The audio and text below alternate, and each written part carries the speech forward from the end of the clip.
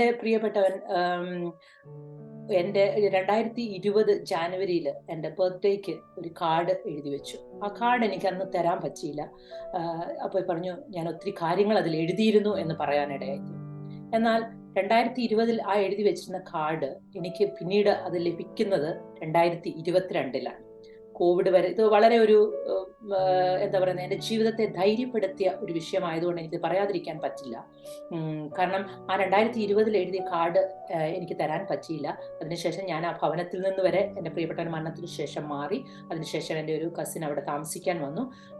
ആ വീട്ടിൽ നിന്ന് എനിക്ക് കുറച്ച് പഴയ ലെറ്ററുകളും കാര്യങ്ങളും ഒക്കെ കിട്ടിയ കൂട്ടത്തിൽ ഈ കാർഡ് എനിക്ക് ലഭിക്കാനിടയായി തീർന്നു. സാധാരണ എൻ്റെ പ്രിയപ്പെട്ടവൻ ഒരു ചെറിയ കാര്യം എഴുതുന്നതേ ഉള്ളൂ, എന്നാൽ ആ സമയത്ത് എന്നോട് പറഞ്ഞു ഞാൻ ഒത്തിരി കാര്യങ്ങൾ എഴുതി എന്ന് പറയാനിടയായി തീർന്നു.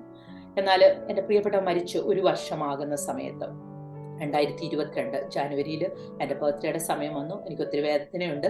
അതിനുശേഷം ജാനുവരി 10 ഒന്നാമത്തെ വർഷമാണ് താൻ മരിച്ചതിന് ശേഷം. ഹൃദയത്തിന് ഒത്തിരി വേദനകളൊക്കെ ഉണ്ട്. കർത്താവിനോട് ഒരിക്കലും പെറുപിറുത്തിട്ടില്ലെങ്കിലും കർത്താവിനോട് ചോദിച്ചു, കർത്താവ് എന്തായിരിക്കാം എന്നുള്ള ഒരു ചിന്ത പലപ്പോഴും വന്നിട്ടുണ്ട്. പലരും ചോദിക്കും, ഇത്രയും പ്രാർത്ഥിച്ചിട്ടും എന്തേ വിടുവിക്കപ്പെടാഞ്ഞെന്നുള്ള ഒരു ചോദ്യം. അതൊക്കെ എൻ്റെ ഹൃദയത്തെ ഇങ്ങനെ പലപ്പോഴും പല ചോദ്യങ്ങളും എന്നെ വേദനിപ്പിച്ച വിഷയങ്ങളുണ്ട്.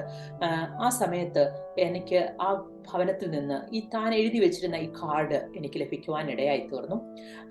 ആ കാർഡ് ഇതാണ്. എനിക്കറിയത്തില്ല പാസ്റ്റർ കാണാൻ പറ്റുന്നുണ്ടോ എന്ന്. കാണാൻ പറ്റും. ഇതിനകത്ത് താൻ പല കാര്യങ്ങൾ അതിനകത്ത് എഴുതി. പല കാര്യങ്ങൾ എന്ന് പറഞ്ഞാൽ മറ്റൊന്നുമല്ല, ദൈവത്തിന്റെ വചനമാക്കാൻ എഴുതിയിരിക്കുന്നത്. ഇത് നിറച്ചും ദൈവവചനങ്ങളാണ്. ഇത് മൊത്തം ഞാൻ വായിക്കാൻ ആഗ്രഹിക്കുന്നില്ല. പക്ഷേ താൻ ഒരു ഭാര്യയ്ക്ക് ഒരു ബർത്ത്ഡേക്ക് എഴുതി കൊടുക്കുമ്പോൾ എഴുതേണ്ട ഒരു കാര്യങ്ങളല്ല ആ വാക്യങ്ങൾ. ആ മായ മായ സകലവും മായ അത്രയുന്ന സഭാപ്രസംഗയുടെ പുസ്തകത്തിൽ നിന്ന് തന്റെ ഓർമ്മകളിൽ നിന്ന് എഴുതിയതാണ്, നോക്കി എഴുതിയതല്ല. അതെനിക്ക് മനസ്സിലാക്കുവാനിടയായി. എന്നിട്ട് ഒരു സൈഡിൽ എഴുതിയേക്കുന്നത് യെശയ്യാവിന്റെ പുസ്തകത്തിൽ നിന്ന് ഞാൻ ആരോട് തുല്യനാകും എന്നുള്ള ആ വാക്യങ്ങൾ എഴുതിയിട്ട്, അവൻ ക്ഷീണിച്ചിരിക്കുന്നവന് ശക്തി നൽകുന്നു, ബലമില്ലാത്തവന് ബലം വർദ്ധിപ്പിക്കുന്നു. ബാലിക്കാർ ക്ഷീണിച്ച് തളർന്നു പോകും, യൗവനക്കാരും ഇടറി വീഴും. എങ്കിലും യഹോവയെ കാത്തിരിക്കുന്നവർ ശക്തിയെ പുതുക്കും. അവർ കഴുകന്മാരെ പോലെ ചിറകടിച്ച് കയറും. അവർ തളർന്നു പോകാതെ ഓടുകയും ക്ഷീണിച്ചു പോകാതെ നടക്കുകയും ചെയ്യും.